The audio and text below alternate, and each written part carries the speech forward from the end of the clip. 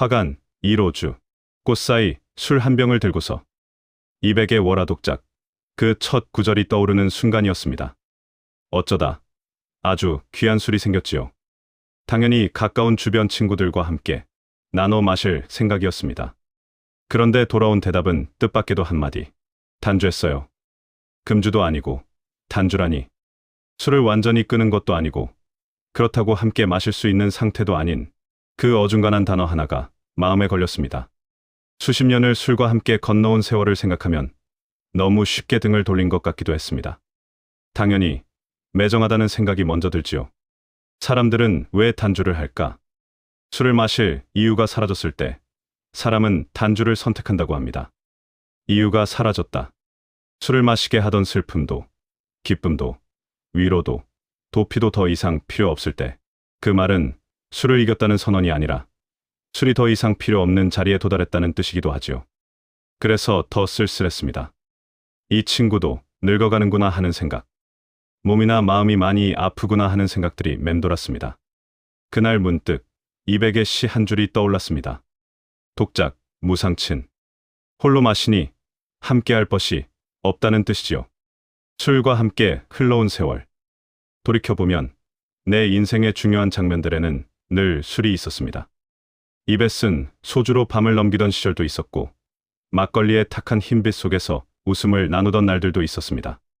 술은 단순한 음료가 아니라 시간을 넘기는 방법이었고 말을 대신해주는 도구였으며 혼자임을 덜 느끼게 해주는 장치였습니다.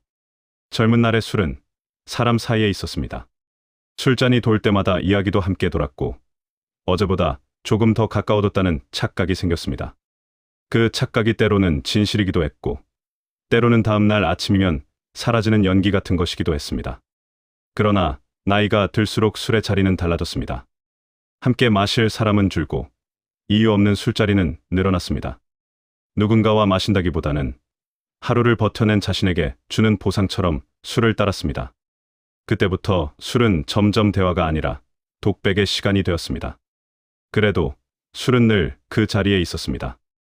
떠나지 않았고 묻지 않았으며 언제든 받아주었습니다.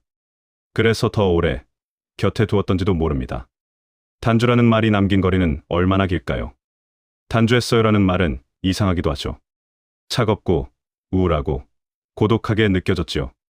금주였다면 이해했을지도 모릅니다. 몸이 안 좋거나 큰 사건이 있었거나 더 이상 돌이킬 수 없는 이유가 생겼다면 말입니다. 그런데 단주라니. 아직 술을 부정하지도 완전히 놓아버리지도 않은 상태.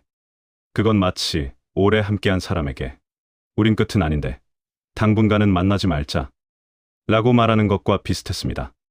술을 마실 이유가 사라졌다는 것은 어쩌면 가장 근본적인 변화일지도 모릅니다. 더 이상 술에 기대어 하루를 넘길 필요가 없고 술로 관계를 이어갈 필요도 없으며 술로 외로움을 속일 이유도 없다는 뜻이니까요. 그 변화는 건강보다도 절제보다도 더 깊은 지점에서 일어납니다. 삶의 구조가 바뀌었다는 신호입니다. 그래서 그 단주라는 말이 나에게는 축하보다는 상실처럼 다가왔지요. 술을 혼자 마신다는 독작, 그 오래된 고독. 이백의 월화독작은 흔히 낭만적인 시로 읽힙니다. 달 아래서 술을 마시며 그림자와 달을 벗삼아 흥겹게 노는 시인. 하지만 조금만 오래 들여다보면 이 시는 철저히 고독한 장면입니다. 화간이 로주, 독작 무상친, 꽃 사이에 술 한 병. 홀로 마시니 함께할 것이 없구나. 그는 스스로를 달과 그림자에게 소개합니다. 사람이 없기 때문에 자연을 불러옵니다. 달은 말이 없고 그림자는 따라다니기만 합니다. 그것이 벗이라면 그 벗은 너무 조용합니다. 이백의 월화독작은 술의 찬가가 아니라 인간관계의 부재를 견디는 방식에 가깝지 않을까요? 사람과 마실 수 없기에 달을 불러왔고 달과도 완전히 함께할 수 없기에 술에 기대었습니다. 그 고독은 패배가 아니라 선택처럼 보이지만 사실은 선택지가 줄어든 결과입니다. 그래서 이 시는 아름답지만 따뜻하지는 않습니다. 그래서 더욱 가슴에 다가옵니다. 오늘날의 월화독작은 더 조용합니다. 꽃 대신 스마트폰 불빛이 있고 달 대신 알림창이 있습니다. 화간이로주 대신 혼술이라는 말이 자연스러워진 시대입니다. 사람들은 술을 마시며 사진을 찍고 그 사진을 올리며 혼자가 아님을 증명하려 합니다. 그러나 그 증명은 술이 깨면 함께 사라집니다. 남는 것은 여전히 혼자 마셨다는 사실입니다. 그리고 이제는 그 술마저 내려놓는 사람들이 생깁니다. 단주를 선택한 사람들은 어떤 마음가짐일까요? 그들은 더 이상 술로 고독을 덮지 않겠다고 말하는 것이 아니라 고독을 덮을 필요가 없는 삶으로 이동하고 있는지도 모릅니다. 그래서 단주는 멀리 떠난 사람처럼 느껴집니다. 같은 자리에 있지만 다른 계절에 서 있는 사람. 독작 무상친. 함께 마실 사람이 없다는 말이 아니라 함께 마실 이유가 줄어든 하루. 술이 떠난 자리. 남는 질문은 무엇일까요? 나이 들어가는 우리를 탓할 수는 없습니다. 그가 단주를 선택한 것은 배신도, 변심도 아닐 것입니다. 아마도 그는 삶의 다른 국면으로 넘어갔을 뿐입니다.